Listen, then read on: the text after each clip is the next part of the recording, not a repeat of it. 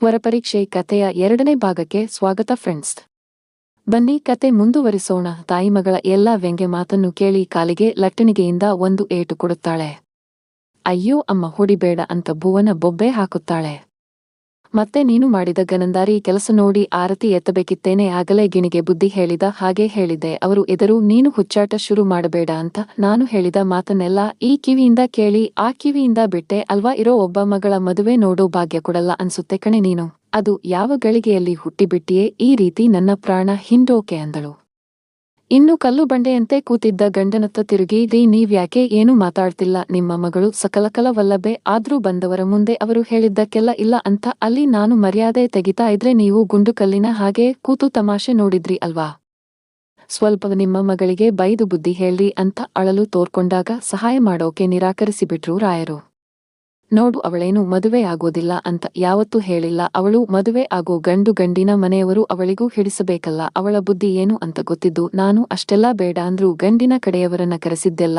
ಈಗ ನಾನು ಹೇಳೋಕೆ ಏನಾದ್ರೂ ಉಳಿಸಿದೀಯಾ ನೀನು ಅಂತ ಮೆಲ್ಲನೆ ವಿಷಯದಿಂದ ಪತಿಯೆಡೆಗೆ ಒಮ್ಮೆ ದುರುಗುಟ್ಟಿ ನೋಡಿ ಸೋಫಾ ಮೇಲೆ ಕುಸಿದು ಕೂರ್ತಾಳೆ. ಅಮ್ಮ ಪಪ್ಪ ಏನ್ ಹೇಳಿದ್ರು ಅಂತ ಕೇಳಿಸ್ತಲ್ವಾ ನಿನಗೆ. ಮತ್ತೆ ಯಾಕೆ ಚಿಂತೆ ಮಾಡ್ತೀಯ ಅಮ್ಮ. ನೀನೇ ಆಗಾಗ ಹೇಳ್ತಾ ಇರ್ತೀಯ ಅಲ್ವಾ ಆಗೋ ಸಮಯಕ್ಕೆ ಎಲ್ಲ ಆಗುತ್ತೆ ಅಂತ. Why fear when your God is there ಅಂತ ತಾಯಿಯ ಭುಜ ಬಳಸಿ ಪೂಸಿ ಹೊಡಿತಾಳೆ ಭುವನ.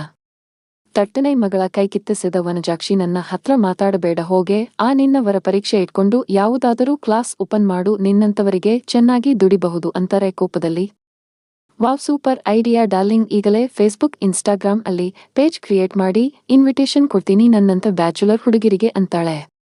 ಅಬ್ಬಾ ನಿನ್ನ ತಲೆ ಸ್ಮಾರ್ಟ್ ಕಣಮ್ಮ. ಹೋಗಿ ವಿಶ್ವೇಶ್ವರಯ್ಯ ಮ್ಯೂಸಿಯಂ ಅಲ್ಲಿ ಇಡಬೇಕು ಅಂತಾಳೆ. ಅವರ ಕೆನ್ನೆ ಹಿಂಡುತ್ತಾಳೆ ಭುವನ. ಪಟ್ಟನೆ ಅವಳ ಕೈ ಮೇಲೆ ಏಟು ಕೊಟ್ಟ ವನಜಾಕ್ಷಿ. ಬಿಟ್ರೆ ನನ್ನ ತಲೆನ ಸೂಪರ್ ಮಾರ್ಕೆಟ್ ಅಲ್ಲಿ ಸೇಲಿಗೆ ಇಟ್ಟರು ಇಡ್ತೀಯ ಅಲ್ವಾ. ಮ್ಯೂಸಿಯಂ ಅಲ್ಲಿ ಇಡ್ತಾಳಂತೆ ನನ್ನ ತಲೆನ. ತಲೆಹರಟೆ ತಂದು ಎಲ್ಲವೂ ತಮಾಷೆ ಇವಳಿಗೆ. ಇನ್ನು ಇವಳ ಅಪ್ಪನಿಗೆ ಮಗಳ ಬಗ್ಗೆ ಚಿಂತೆನೇ ಇಲ್ಲ. 3 ಹೊತ್ತು ಓದಿದ್ದೆ ನ್ಯೂಸ್ ಪೇಪರ್ ಅನ್ನ ಓದಿಕೊಂಡು ಕೂತಿರೋದೆ ಕೆಲಸ. 20 ಸಲ ಓದಿದ ನ್ಯೂಸ್ ಪೇಪರ್ನೇ ಓದುತ್ತಾರೆ. ಅದು ನಿನ್ನೆ ನ್ಯೂಸ್ ಪೇಪರ್ನೇ ಅಂತ ಗೊಣಗಿದವಳ ಮಾತಿಗೆ ತಡಬಡಿಸಿ ಮುಖದ ಎದುರಿದ್ದ ನ್ಯೂಸ್ ಪೇಪರ್ನ ಮಡಚಿ ಟೇಬಲ್ ಮೇಲೆ ಇರಿಸಿದ ರಾಯರು. ಇವತ್ತಿನ ನ್ಯೂಸ್ ಪೇಪರ್ ಬಂದೇ ಇಲ್ಲ ಅನ್ನೋದು ನೆನಪೇ ಇಲ್ಲ ನೋಡು ಹಾಳಾದ ಮರೆವು ಅಂತಾರೆ ಪೆಚ್ಚಾಗಿ. ಹೌದು ಹೌದು, ನಿಮಗೆ ಮಗಳಿಗೊಂದು ಗಂಡು ನೋಡಿ ಮದುವೆ ಮಾಡಬೇಕು ಅನ್ನೋದು ನೆನಪಾಗದೇ ಇರುವಷ್ಟು ವಿಪರೀತ ಮರವು ಅಲ್ವೇನ್ರಿ ಅಂತ ವನಜಾಕ್ಷಿ ಕೊಂಕು ಮಾತಾಡ್ತಾಳೆ. ತಾಯಿ ಮಾತೆತ್ತಿದ್ರೆ ಮದುವೆ ಅನ್ನೋದನ್ನ ಕೇಳಿ ತಾಳ್ಮೆ ಕಳೆದುಕೊಳ್ಳುತ್ತಾಳೆ ಭುವನ. ನಾನು ಆಗಲಿಂದ ನೋಡ್ತಾನೆ ಇದ್ದೀನಿ ಅಮ್ಮ. ಅದೇನು ಮದುವೆ ಅಂತ ಬಡ್ಕೋತಿಯಲ್ಲ. ಈಗ ಅರೇಂಜ್ ಮ್ಯಾರೇಜ್ ಲವ್ ಮ್ಯಾರೇಜ್ ಆಗಿರೋ ಹುಡುಗಿರಲ್ಲಿ ಎಷ್ಟು ಜನ ಖುಷಿಯಿಂದ ಜೀವನ ಮಾಡ್ತಾ ಇದ್ದಾರೆ ಹೇಳು. ಅಂತವರು 100ರಲ್ಲಿ 10 ಮಂದಿ ಸಿಗಬಹುದು ಅಷ್ಟೇ. ನಿನ್ನ ಫ್ರೆಂಡ್ಸ್ ಎಲ್ಲರ ಮದುವೆ ಆಯ್ತು, ನೀನು ಯಾವಾಗ ಮದುವೆ ಆಗ್ತೀಯಾ ಅಂತೀಯಲ್ಲ. ನಿನಗೆ ಗೊತ್ತಾ ಈಗ ಅವರಲ್ಲಿ ಎಷ್ಟು ಜನ ಅತ್ತೆ ಕಾಟದಿಂದ ಬೇಸತ್ತು ಹೋಗಿದ್ದಾರೆ ಅಂತ. ಐ ನೋ, ಎಲ್ಲ ಅತ್ತೆಂದಿರು ಒಂದೇ ರೀತಿ ಇರಲ್ಲ. ನೀನೀಗ ನೋಡಿದ 99 ಸಂಬಂಧಗಳಲ್ಲಿ ಒಬ್ಬರೇ ಒಬ್ಬರ ಬಾಯಲ್ಲಾದರೂ ನಾನು ಗೊತ್ತಿಲ್ಲ ಬರಲ್ಲ ಕಲಿಸಿಕೊಡಿ ಅಂದಿದ್ದಕ್ಕೆ ಆಯ್ತಮ್ಮ ಅಂತ ಸಮಾಧಾನದಿಂದ ಹೇಳಿದ್ರ ಹೇಳು ಅಂತಾಳೆ ಭುವನ. ಮುಂದೆ ನಾನೇನಾದ್ರೂ ಅಂತವರ ಮನೆಗೆ ಸೊಸೆಯಾಗಿ ಹೋದ್ರೆ ಪಡಬಾರದ ಕಷ್ಟಪಟ್ಟು ಕಣ್ಣೀರು ಹಾಕಿದ್ರೆ ನೀನೇ ತಾನೇ ಕಣ್ಣೀರು ಹಾಕೋದು. ಯಾವ ಅತ್ತೆ ಮಗಳಂತೆ ಸೊಸೆಗೆ ಸಪೋರ್ಟ್ ಆಗಿರಲ್ವೋ ಅಲ್ಲಿ ಅತ್ತೆ ಸೊಸೆ ಕಲಹ ಇದ್ದೇ ಇರುತ್ತೆ ಅಲ್ವಾ. ಅವರು ಒಂದೇ ಒಂದು ಮಾತು ಹೂ ಅಂದಿದ್ರು ನಾನು ನೀನು ನೋಡಿದ ಸಂಬಂಧವನ್ನು ಒಪ್ಪಿಕೊಳ್ಳುತ್ತಿದ್ದೆ ಅಮ್ಮ. ಆದರೆ ಅವರು ನನ್ನವರ ಪರೀಕ್ಷೆಯಲ್ಲಿ ಫೇಲ್ ಆದ್ರು. ಅದು ಯಾವುದೋ ಟೂತ್ಪೇಸ್ಟ್ ಅಡ್ವರ್ಟೈಸ್ಮೆಂಟ್ ಅಲ್ಲಿ ನಿಮ್ಮ ಪೇಸ್ಟ್ನಲ್ಲಿ ಉಪ್ಪು ಇದೆಯಾ ಸಕ್ಕರೆ ಇದೆಯಾ ಲವಂಗ ಇದೆಯಾ ಅಂತ ಕೇಳಿದ ಹಾಗೆ ಇವರು ನಿನಗೆ ಹಾಡೋಕೆ ಬರುತ್ತಾ ಕುಣಿಯೋಕೆ ಬರುತ್ತಾ ಅಂತ ಕೇಳ್ತಾರಲ್ಲ. ಹಾಡು ಕುಣಿತಕ್ಕೂ ಒಬ್ಬರಿಗೊಬ್ಬರು ಹೊಂದ್ಕೊಂಡು ಸಂಸಾರ ನಡೆಸೋದಕ್ಕೂ ಎಲ್ಲಾದರೂ ಸಂಬಂಧ ಇದೆಯಾ. ತಾಳ ಇಲ್ಲ ಮೇಳ ಇಲ್ಲ, ಬರೀ ನಾನ್ಸೆನ್ಸ್ ಪ್ರಶ್ನೆಗಳನ್ನೇ ಕೇಳ್ತಾರೆ.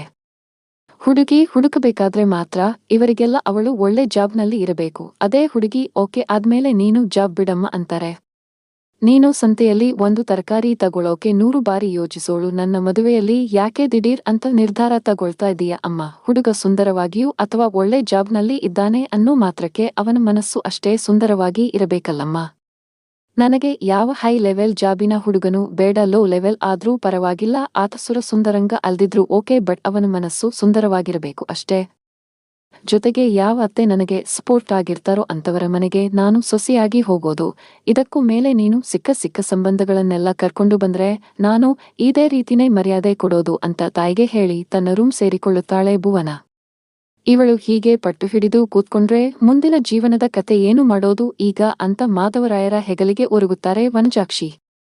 ಪ್ರಪಂಚ ಗುಂಡುಗಿದೆ ಕಣೆ, ಅವಳಿಗೆ ಮೆಚ್ಚಿಗೆಯಾಗುವ ಹುಡುಗನ ಮನೆಯವರು ಖಂಡಿತ ಸಿಗ್ತಾರೆ ಹಾಗಂತ ನನ್ನ ಸಿಕ್ಸ್ ಸೆನ್ಸ್ ಹೇಳ್ತಾ ಉಂಟು ಗೊತ್ತಾ. ಗಂಡನ ಕಡೆಗೆ ಉರಿನೋಟ ಬೀರಿ ಕೈಯಲ್ಲಿದ್ದ ಕ್ರಿಕೆಟ್ ಗಾರ್ಡನ್ನ ಅವರತ್ತ ಬಿಸಾಡಿ ಬಿರುಸಿನಿಂದಲೇ ಅಲ್ಲಿಂದ ಎದ್ದು ನಡೆದು ಬಿಡುತ್ತಾಳೆ ವನಜಾಕ್ಷಿ. ಅವಳ ವರ್ತನೆಗೆ ರಾಯರು ಬೆಚ್ಚಾಗಿ ಕೂತ್ರು. ಮುಂದಿನ ಭಾಗದಲ್ಲಿ ಭೂವಿ 100ನೇ ವರ ಸಂಬಂಧ ನೋಡೋಕೆ ಮನೆಗೆ ಬರ್ತಾರ. ಒಂದು ವೇಳೆ ಬಂದ್ರೆ ವರನನ್ನು ಹೇಗೆ ಪರೀಕ್ಷೆ ಮಾಡ್ತಾಳೆ ಅಂತ ಮುಂದಿನ ಭಾಗದಲ್ಲಿ ನೋಡೋಣ.